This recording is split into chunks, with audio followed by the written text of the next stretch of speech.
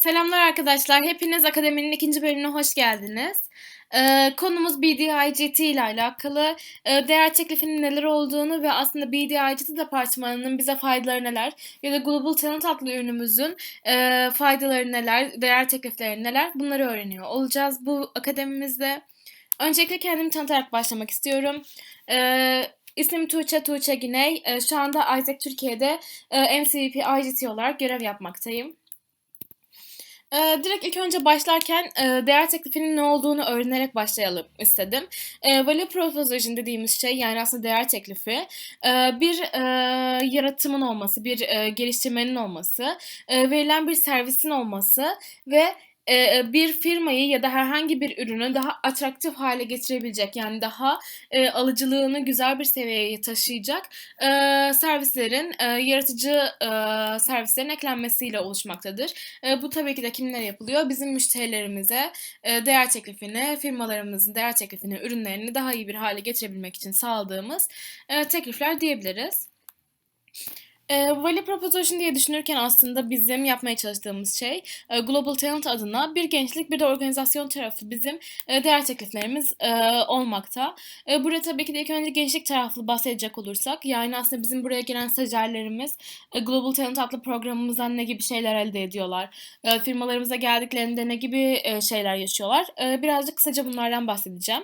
Bildiğiniz gibi stajyerlerin sistem üzerinde birçok fırsata başvurma gibi bir şansa sahipler. Burada tabii ki de global bir fırsat olması en büyük değer tekliflerinden bir tanesi. Çünkü geldiklerinde bambaşka bir ülkeye geliyorlar, kültürel şok yaşıyorlar. Buraya geldiklerinde standartları alınıyor. Daha sonrasında bambaşka insanlarla tanışıyorlar, bambaşka bir çalışma ortamında bulunuyorlar. Bunların hepsi çok çok farklı bir değer teklifi. Daha sonrasında değişik yani çeşitli endüstrilerde çalışabiliyorlar. Yani bunlar neler? Bizim subproductlarımız dediğimiz alt ürünlerimiz. Mühendislik olabilir, iş geliştirme, iktisat, işletme, daha sonrasında öğretmenlik, mühendisliğin her dalı, information technology dediğimiz bilgi teknolojileri tarzında birçok endüstride bulunabiliyorlar. Bunların tabii ki de alt dalları var diyebiliriz. Daha sonrasında profesyonel olarak bir çalışma deneyimi alıyorlar. Yani başka bir ülkede bir çalışma deneyimi alıyorlar ve bu aslında aldıkları deneyim tam olarak bir staj gibi olmasa da profesyonel bir deneyim oluyor. Yani bir seneliğine aslında başka bir ülkenin bir firmasında profesyonel olarak iş yaptığınızı düşünebilirsiniz. Bu da tabii ki de çok yüksek değer teklifi olan maddelerimizden bir tanesi diyebiliriz. Daha sonrasında kişi buraya geldiğinde tabii ki de kendisini geliştiriyor. Her zaman dediğimiz şey Isaac'in en önemli değerlerinden bir tanesi. Liderlik alıyor. Daha sonrasında 25-30 yaş arasında dinamik bir insan firmaya çeşitlilik kazandırıyor. Daha sonrasında kendini geliştiriyor çünkü farklı kişilerden farklı şeyler öğrenebiliyor. Daha sonrasında başka bir ülkede bulunuyor ve bu ülkede belki de başka ülkelerle ticaret yapıyor ve bu şekilde kendisini geliştiriyor. Bulunduğu iş ortamında, bulunduğu endüstride kendisini geliştirebiliyor. Bu tür değer tekliflerimiz var gençlik tarafımız için. Peki organizasyonumuz için yani aslında firmamız için ne gibi bir değer tekliflerimiz var? Tabii ki de kolay işe alım süreçleri. Burada Isaac'in aslında asıl yönettiği ürünlerden bir tanesi olan, asıl yönettiği değer tekliflerinden bir tanesi olan kolay işe alım süreçleri. İşe alım süreçlerinde kesinlikle Isaac firmamızın iş talep formuna bakarak en güzel, en firmaya yarayacak kişileri firmamıza yönlendiriyor ve işe alım süreçlerini çok güzel bir şekilde kolaylaştırmaya çalışıyor diyebiliriz. Daha sonrasında yetenek takibi. Yetenek takibi yani yetenek alımı, yetenek çalıştırabilme. Burada zaten en önemli özelliklerinden bir tanesi. Biz aslında biliyorsunuz ki projelerimize çeşitli kısıtlandırmalar getirebiliyoruz ve aslında projelerimizde de zaten bu yeteneklerde, bu backgroundlarda, bu work experience'ı bulunan kişiler aslında başvurmuş oluyor. Ve aynı zamanda şöyle de bir süreç var. Aslında Türkiye'de bulunan bu işi yapan insanlarımız da var tabii ki. Ama yurt dışından da yapan insanların farklı bir perspektif kazandırması aslında firmadaki yetenek oranını artırabiliyor. Daha sonrasında biliyorsunuz firmalarımız çeşitli özellikle de eğitim sektöründe sürekli yarış halinde kalmak istiyorlar. Yurt dışından bir stajyer getirdiğimizde ya da yurt dışından bu işi bilen, bu işin deneyimini almış kişiler getirdiğimizde sektörler kendi işlerinde rekabeti hızlandırabiliyorlar aslında. Bu da nasıl oluyor? İşte yurt dışından stajyer getirip işte farklı bir perspektif yaratıp daha sonrasında belki de onların kullandığı herhangi bir ürünü kendilerinde uygulamaya başlayıp ya da herhangi bir sistemi kendi işlerinde geliştirmeye başlayıp farklı bir sisteme yükselmek ya da upgrade etmek tarzında şeylerle beraber e, ürün içerisinde yani sektör içerisinde rekabetçi olabiliyorlar ve aynı zamanda da çalışma kültürünü artırabiliyorlar. Bu da nasıl oluyor? Dediğim gibi 25-30 yaşları arasında yani aslında 18-30 yaşları arasında bir çalışan geliyor firmaya ve bu da nasıl oluyor? İçerideki çalışma kültürünü, dinamizmini artırıyor. Çünkü neden? Genç yapılı bir insan geliyor, firmada çalışmaya başlıyor ve daha sonrasında bu kişi aslında birçok kişiye nasıl çalışması gerektiğini gösteriyor ve onlardan da nasıl çalıştığını gösteriyor. Firmadaki kişiler aslında birazcık daha etkileniyor çünkü neden? Firmada artık tamamen işte Türkçe konuşmayan ve İngilizce konuşan aslında farklı dillerde konuşan bir kişi oluyor ve bu da çalışma ortamını bir hayli etkiliyor diyebiliriz.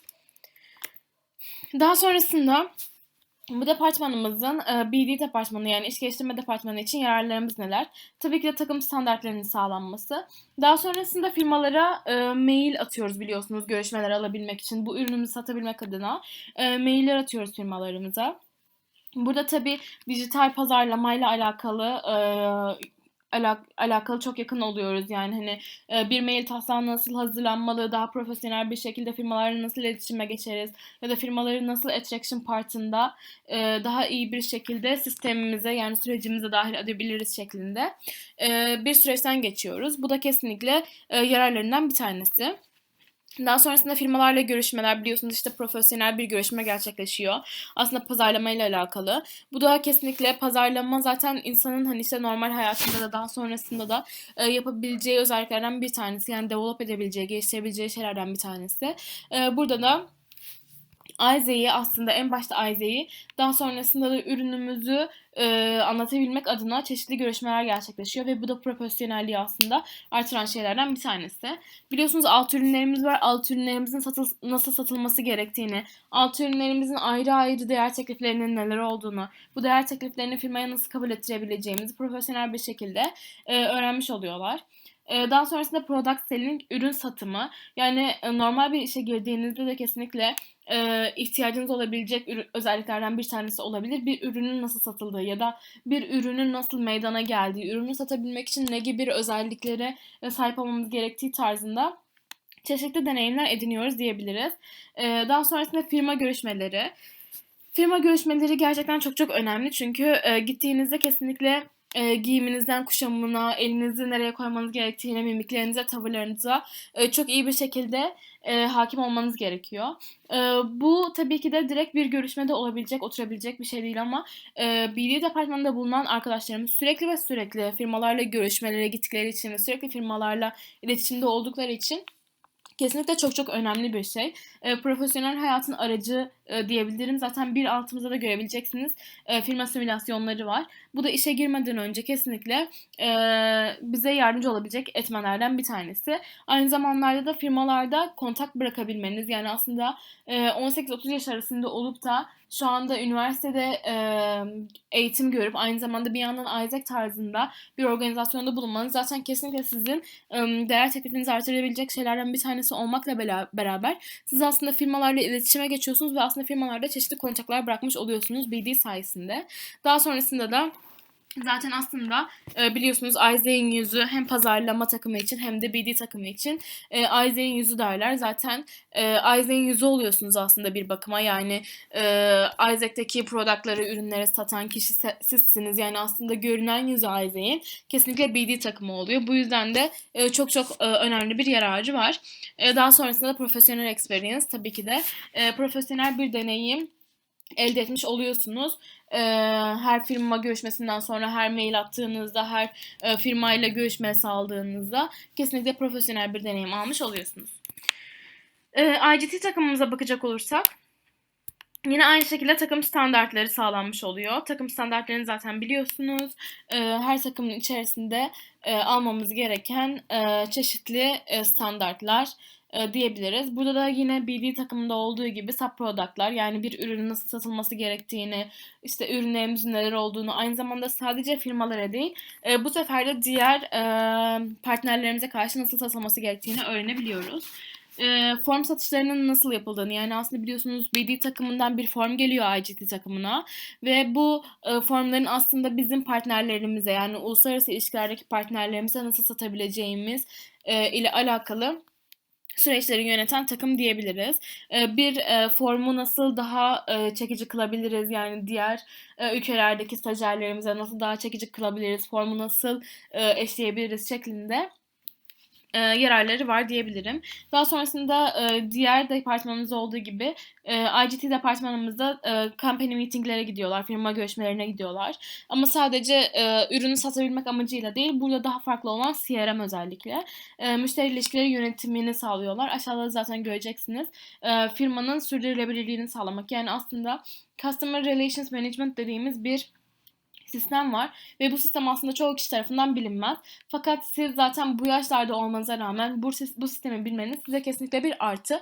Çünkü aslında sizin müşterilerinizi nasıl yönetmeniz gerektiğini biliyorsunuz. Müşterilerinizi nasıl süreçte tutmanız gerektiğini biliyorsunuz ve müşterilerinizi nasıl tekrar kazanabileceğinizi biliyorsunuz. Bu en önemli özelliklerinden bir tanesi diyebilirim. Daha sonrasında sizin tracking, yani sürekli işte yaptığınız yenilikleri track etmeniz, sürekli check etmeniz size tabii ki de bir artı.